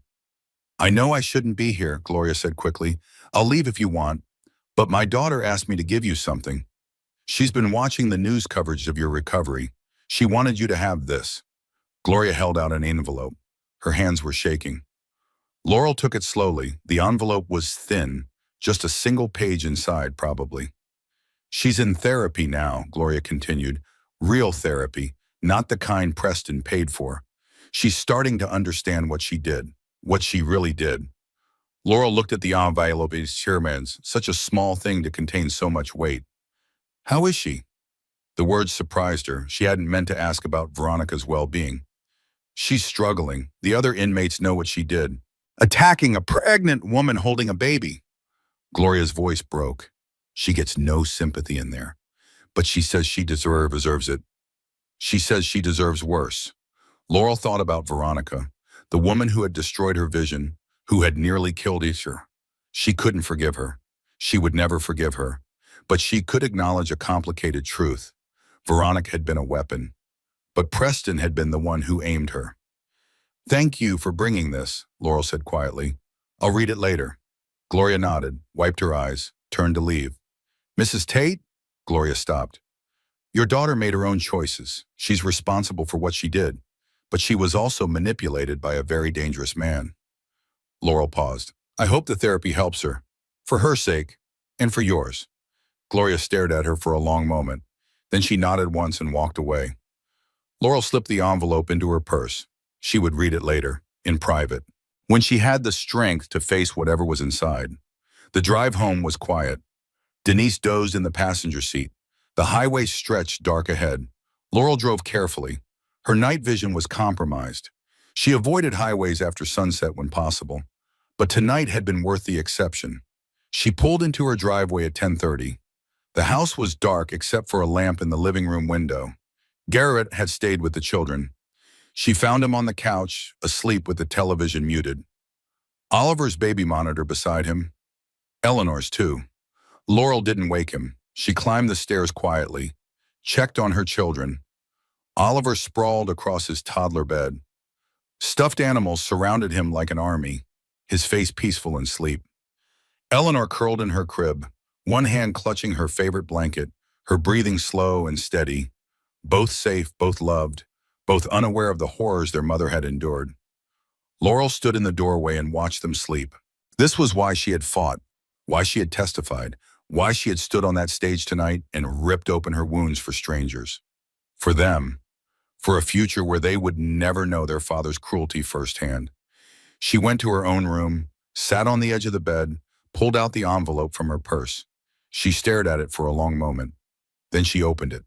The letter was handwritten, shaky cursive on lined paper, full of cross-outs and corrections. "Mrs. Brennan, I'm not asking for forgiveness. I don't deserve it. I know that. I'm writing because my therapist says I need to acknowledge the truth to heal. And the truth is this. I knew what I was doing. I wasn't controlled. I wasn't manipulated into violence. I chose it. I chose to hurt you. I chose to keep hitting even when you stopped fighting back. Preston made me feel special. He told me I was the love of his life. He told me you were abusive and unstable. He told me we would be together forever once you were out of the picture. But that's not an excuse. I know that now. Plenty of people are lied to. Plenty of people are lonely and desperate. They don't beat pregnant women holding babies. I remember your face during the attack, the way you curled around your son, the way you didn't fight back, the way you just tried to protect him. I think about that every day, every single day. I think about your son screaming, covered in your blood. I think about the baby inside you, how I could have killed her too. I don't sleep much anymore. When I do, I have nightmares. I see your face, your eyes, the blood. I know this letter probably doesn't help you. It's probably the last thing you want. Another reminder of what happened. But I wanted you to know, I'm not the same person I was that day. I'm trying to understand how I became capable of such violence. I'm trying to make sure I never hurt anyone again. I'll be in prison for at least 5 more years, maybe longer if they don't grant parole. I accept that. I deserve that. But when I get out, I want to do something meaningful. Help other women recognize the signs of manipulation. Warn them about men like Preston. Maybe prevent what happened to you from happening to someone else. It won't make up for what I did. Nothing will. But it's all I have. I'm sorry. I know those words are worthless, but I'm sorry for all of it. Veronica Tate Laurel read the letter twice. Then she folded it carefully and placed it in her nightstand drawer. She didn't feel forgiveness. She would never forgive Veronica, but she felt something unexpected. Relief. Someone had finally taken responsibility. Acknowledged the truth without excuses or justifications. It wasn't justice. Justice was Preston in prison, Veronica serving her sentence. But it was something. a closing of a door that had been open too long. Laurel changed into her pajamas, washed her face, looked at herself in the bathroom mirror. One eye looked back, the other was shadow. But she could see clearly now. She climbed into bed, closed her working eye, let the darkness take her, and for the first time in months, she slept without nightmares. 1 year after the attack. The morning of Eleanor's first birthday dawned bright and warm, May sunshine streaming through the windows, birds singing in the trees outside. Laurel woke slowly, let herself drift in that space between sleep and consciousness. No nightmares last night. That was still remarkable enough to notice. For months after the attack, she had woken screaming at least once a week. Preston's face, Veronica's fists, the marble floor rushing up to meet her. Now the nightmares came less frequently. Once a month maybe? Sometimes less. Progress. She got out of bed, went through her morning routine. Shower, dress, makeup. The scars on her face had faded to thin white lines. Dr. Marsh said they would continue to fade over time. Eventually they might be nearly invisible. But Laurel had stopped hoping for invisibility. The scars were part of her now, part of her story. She had earned them. She went downstairs to start the birthday preparations. The kitchen was already chaos. Garrett stood at the counter, attempting to frost a cake. Pink frosting covered his hands, his shirt, and somehow his forehead. "Don't ask," he said when he saw her face. "I wasn't going to." The recipe said room temperature frosting. Nobody told me room temperature in this house is apparently the surface of the sun. Laurel laughed, took a spatula from the drawer. "Let me help." They worked together in comfortable silence. Brother and sister, rebuilding what Preston had tried to destroy. Garrett had been her rock through all of it, taking her and Oliver into his home, driving her to doctor's appointments and court dates, holding her when the nightmares came. She could never repay him, but she could make sure he knew how much it meant. "Thank you," she said quietly. "For what? Making a mess of Eleanor's cake?" "For everything, for being here, for not giving up on me even when I gave up on myself." Garrett stopped spreading frosting, looked at his sister with serious eyes. "You never gave up. You wanted to, I know, but you didn't." "I thought about it so many times." "Thinking about it isn't the same as doing it." He returned to the cake. "You're the strongest person I know, Laurel. You always have been." "I didn't feel strong, I felt broken." Sometimes strength looks like breaking, and then putting yourself back together anyway. Laurel considered this, the philosophy of a man who built houses for living, who understood that foundations sometimes cracked, that structures could be repaired, that broken things could become whole again. "The cake looks terrible," she observed. "I know, but Eleanor's one, she won't remember." "I'll remember. I'll show her the pictures when she's older. Tell her Uncle Garrett tried his best."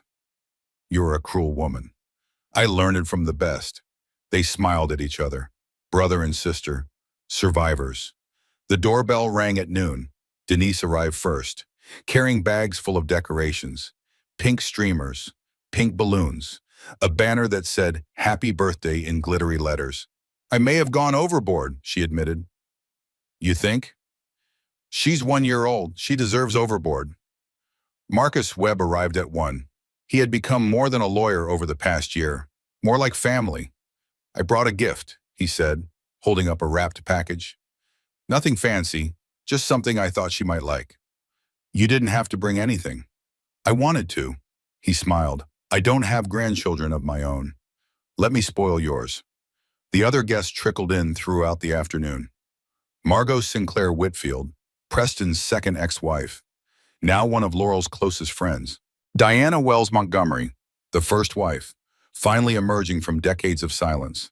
Susan Bradley Clark, the third wife, still healing but getting stronger every day. 3 women who should have been strangers, united by shared trauma, bound together by the determination to ensure Preston never hurt anyone again. They gathered in Laurel's backyard, children running on the grass, adults laughing and talking. A year ago, Laurel had been fighting for her life on a marble floor.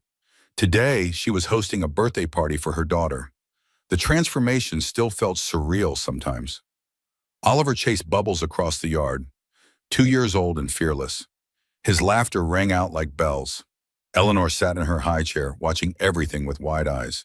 1 year old today, a milestone that had once seemed impossible. Laurel remembered lying in that hospital bed, bandages over her eyes, not knowing if she would see her daughter's face clearly. She could see Eleanor now. Not perfectly. Her left eye would never work again, but her right eye captured every detail. The curve of Eleanor's cheek, the wisp of blonde hair, the way her nose scrunched when she laughed.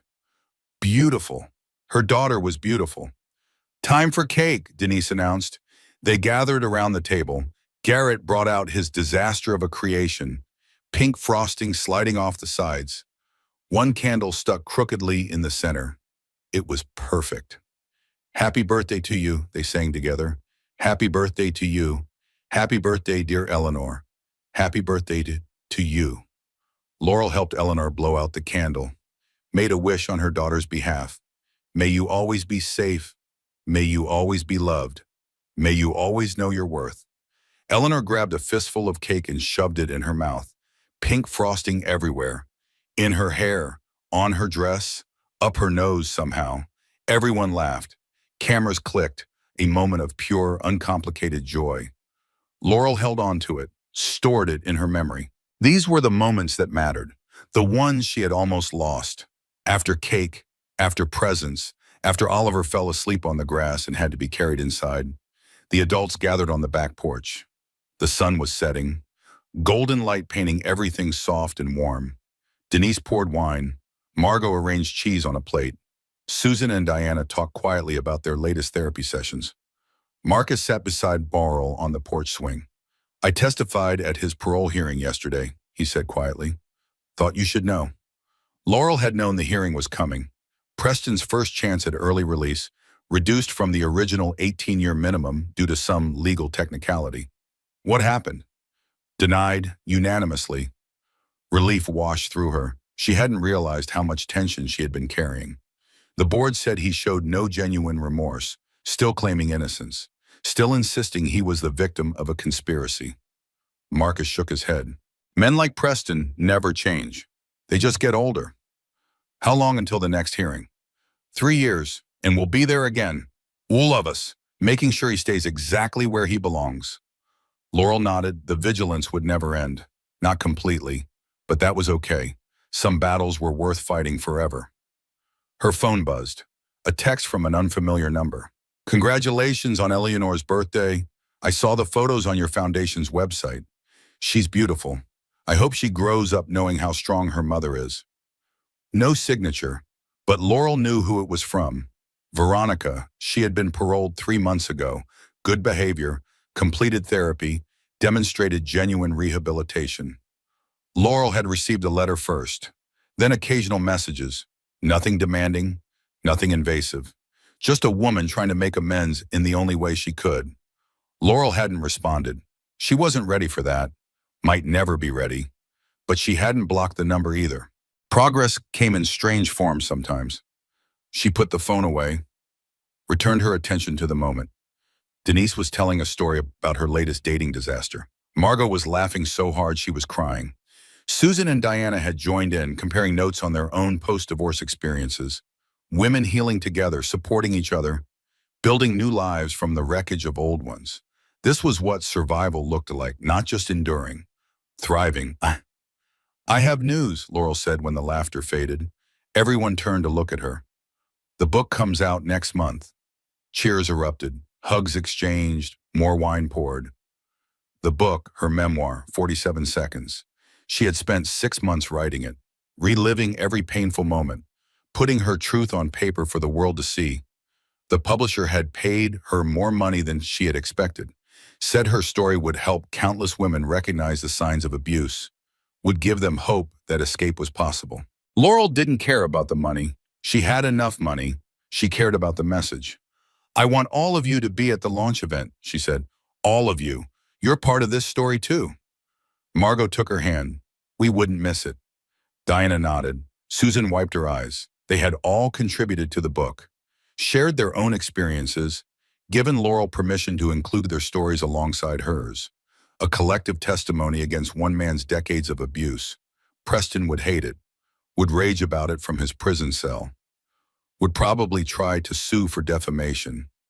Let him try. The truth was the ultimate defense. Night fell slowly. The guests departed one by one, hugs and promises to call soon. The easy intimacy of people who had become family through circumstances none of them would have chosen. By 10 o'clock, only Garrett and Denise remained. They helped Laurel clean up, wash dishes, store leftover cake. I should head out, Denise said eventually. Early meeting tomorrow. Thank you for everything today. Thank me by naming your next kid after me. I'm not having any more kids. A dog, then. Denise is a great name for a dog. Laurel laughed, hugged her friend tight. I love you, you know. I know. I love you too. Denise pulled back, looked at her with serious eyes. I'm proud of you, Laurel. So proud of who you've become. I couldn't have done it without you. Yes, you could have, but I'm glad you didn't have to. Denise left. Garrett finished the dishes and headed to the guest room he still occupied. Said he'd move out once Laurel was ready to be alone. She was getting ready, slowly, but not quite yet. Laurel climbed the stairs, checked on her children.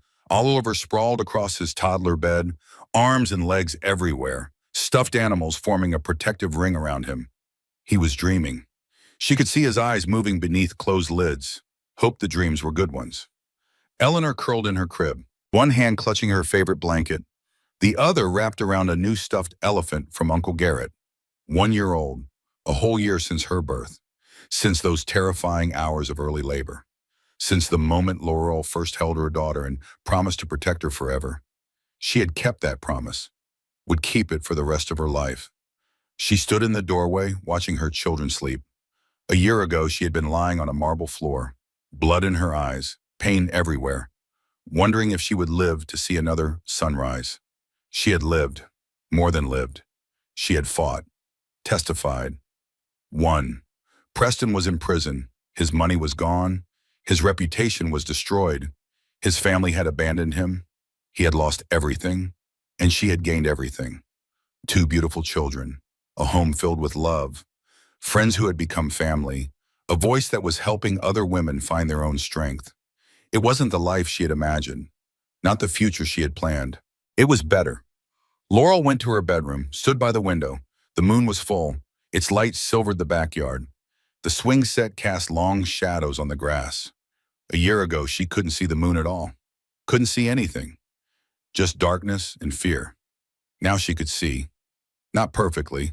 Half her vision was gone forever. But she could see what mattered. Her children. Her home. Her future. She could see the woman she had become. The strength she had discovered. The resilience she had built. She could see clearly now. The road ahead was still uncertain. There would be hard days, nightmares that returned, moments when the trauma felt fresh again. But there would also be good days, birthday parties, first steps, bedtime stories, morning coffee and evening sunsets. There would be laughter, love, connection. There would be life. And that was enough. That was everything. Laurel turned from the window, got ready for bed, crawled under the covers. She closed her working eye. Let the darkness come. But it wasn't scary anymore. Not like before. This darkness was just rest, just peace, just the space between one day and the next. Tomorrow there would be more healing, more growth, more becoming. Tomorrow there would be sunshine. She fell asleep smiling. Well, 3 months later, the book launch was held at a bookstore in downtown Hartford. 50 chairs arranged in neat rows, a podium at the front, a table stacked with copies of 47 Seconds. Laurel stood backstage, holding her author copy. The cover showed a woman's silhouette against the sunrise. Strong, resolute, rising. Inside those pages was everything. Every painful memory, every moment of despair, every step of the long journey back. She had poured herself into these words, hoped they would matter. The bookstore owner appeared, a kind woman named Margaret who had insisted on hosting the event. Full house, Margaret said. Standing room only. We're turning people away at the door to. Laurel's heart raced. That many? Your story resonated. People want to hear it from you. She thought about all the interviews she had done, the podcast appearances, the news segments, Her story had spread further than she ever imagined. Women reaching out from across the country, thanking her for speaking the truth, telling her their own stories. She wasn't alone. She had never been alone. "Ready?" Margaret asked. Laurel took a breath, straightened her spine. "Ready." She walked onto the stage to thunderous applause. The crowd was larger than she expected. Men and women, young and old, some holding copies of her book, some holding tissues. She saw Denise in the front row, crying already. She saw Garrett beside her, pride written across his face. She saw Margot, Diana, Susan, the sisterhood of survivors. She saw Marcus, the man who had given her hope when she had none. And in the very back, standing against the wall, she saw someone unexpected. Patricia Hartwell, Preston's mother, wearing simple clothes, no pearls, no designer labels. Their eyes met. Patricia nodded once, an acknowledgement, an acceptance. She had come to hear the truth about her son, all of it, publicly. Laurel nodded back. Then she stepped up to the podium. "Thank you for being here," she began. "Thank you for caring about this story, for wanting to hear it, for believing that stories like mine matter." She paused, looked out at the crowd. "This book is dedicated to every woman who has ever been told she was crazy for seeing what was right in front of her, to every woman who has ever been isolated from the people who loved her, to every woman who has ever wondered if she deserved better." Her voice grew stronger. "You do deserve better. You deserve safety. You deserve respect. You deserve love that doesn't leave bruises." She held up the book. "This is my story, but it's also your story, or our story, the story of women who survive, who fight back, who refuse to be silenced." She began to read from chapter 1. The morning of the attack, the doorbell, Veronica's arrival, the room was completely silent. She read about the 47 seconds, about curling around Oliver, about Preston watching from the stairs. Someone in the audience sobbed quietly. She read about the hospital, the darkness, the fear, more tears, more recognition. She read about the trial, the verdict, the justice that had seemed impossible. Applause interrupted her, spontaneous and fierce. She read the final chapter, the one she had written just last month. "I don't have full vision anymore. Half my world is shadow, but I can see clearly now. I can see that strength isn't about not falling. It's about getting back up. I can see that survival isn't just enduring. It's choosing life again and again, even when it's hard. I can see that I am more than what happened to me, more than a victim, more than a statistic, more than a story on the evening news. I am a mother, a sister, a friend, a survivor. I am Laurel Brennan, and my story isn't over. It's just beginning." She closed the book. The applause was thunderous. Standing ovation. 300 people on their feet. Laurel stood at the podium and let it wash over her. She had done it, shared her truth with the world, turned her pain into something that could help others. This was her purpose now, the reason she had survived. To speak for those who couldn't speak yet, to show them the way out, to prove that even in the darkest darkness, light was possible. After the reading, she signed books for 2 hours.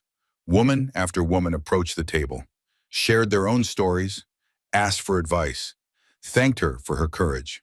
Laurel listened to each one, held their hands, offered what comfort she could.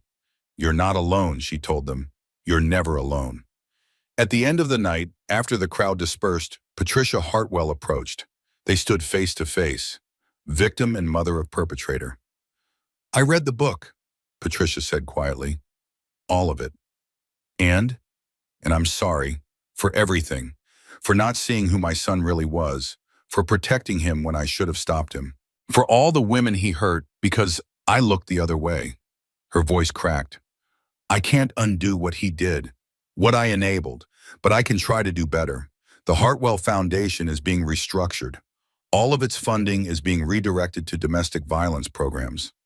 I've also established a scholarship in your name for survivors pursuing education." Laurel stared at her. "Why?" "Because it's the only way I can live with myself, the only way I can face the mirror." Patricia's eyes were wet. "I lost my son, not to prison. I lost him long before that. I lost him because I let him become a monster. She reached into her purse, pulled out an envelope. This is the documentation, the foundation, the scholarship. Everything is legitimate. Everything is real. Laurel took the envelope slowly. I don't know if I can ever forgive him, Patricia said, but I can try to make amends. For him, for myself, for all the women he hurt. She turned to leave. Mrs. Hartwell? Patricia stopped. Thank you for coming tonight, for hearing the truth. Patricia nodded, then she walked away. Laurel watched her go, a woman trying to atone for her son's sins. She didn't know if it was enough, didn't know if anything could ever be enough. But it was something, a step toward healing for all of them. Denise appeared beside her, ready to go home. Laurel looked at the empty bookstore, the podium, the table where she had signed 300 copies of her story. Yeah, she said, I'm ready. They walked outside together. The night air was warm, stars scattered across the sky. Laurel looked up at them with her working eye. A year and a half ago, she had been fighting for her life on a marble floor. Now she was an author, an advocate, a voice for the voiceless. She had lost so much, but she had gained more, and the journey was just beginning. She got in Denise's car, leaned back against the seat. Where to? Denise asked. Home, my kids are waiting. They drove through the quiet streets, past houses with lit windows, past families living their lives. Laurel thought about all of them, the hidden struggles, the secret ending, the women trapped in situations like hers. She couldn't save them all, but she could show them the way. One book, one speech, one story at a time. They pulled into her driveway. The porch light was on, Garrett's silhouette in the window. Home? Laurel got out of the car, walked up the path. The door opened before she reached it. Mama, Oliver shouted. Mama's home. He ran to her, arms outstretched, face bright with joy. She caught him, swung him up, held him tight. Hey, baby, did you miss me? Miss you lots, Eleanor cried. She did? Lots and lots, but I sang to her. You sang to your sister? What did you sing? Twinkle Star. She liked it. Laurel's heart swelled. Her son, comforting his baby sister, already learning to protect the people he loved. She carried him inside, found Eleanor in Garrett's arms, freshly bathed and ready for bed. She was great, Garrett said. Went down easy for once. Laurel took her daughter, held both children in her arms, Oliver on one hip, Eleanor on the other, her whole world in her embrace. She thought about everything that had led to this moment, the pain, the fear, the long road to recovery. Worth it. All of it worth it. For this, for them. Let's get you two to bed, she said softly. She carried them upstairs, tucked Oliver in first, stuffed animals arranged just so, nightlight glowing softly. Mama? Yes, baby? I love you. 3 words, simple and pure. I love you too, baby, more than anything in the world. She kissed his forehead, turned off the main light, then Eleanor, into the crib, blanket tucked around her, mobile spinning slowly overhead. Good night, sweet girl. Mama loves you. Eleanor was already asleep, peaceful and content. Laurel stood in the doorway between both rooms, watching her children rest, safe, loved, free. This was what she had fought for, what she had nearly died for. This moment, this life, this future, she had won. Not just the trial, not just the settlement. She had won back her life, her children, herself, and no one would ever take that away again. She went to her own room, changed into pajamas, washed her face, looked at herself in the mirror one final time, one eye looking back, one eyeshadow, scars that would never fully fade. A woman who had been broken and rebuilt, stronger now, wiser, more herself than she had ever been. She climbed into bed, pulled the covers up, closed her eyes. The darkness came, but it was a friend now, a place of rest. She fell asleep quickly, deeply. No nightmares tonight, no monsters in the shadows, just peace, just hope, just the quiet knowledge that tomorrow would bring more light, and the light would be enough. The light would be everything. Thank you for staying until the end. Laurel's story is one of survival, of strength, of a woman who refused to be silenced. If this story moved you, if it made you feel something real, I have a small request. Hit that like button. It takes 1 second, but it helps more than you know. Leave a comment. Tell me what moment hit you the hardest. I read every single one. Share this with someone who needs to hear it. A friend, a sister, someone who might be fighting their own battle in silence. And if you haven't already, subscribe to this channel. Turn on notifications, because stories like this one, they're not just entertainment. They're reminders that no matter how dark it gets, the light is possible. You are stronger than you know. See you in the next story.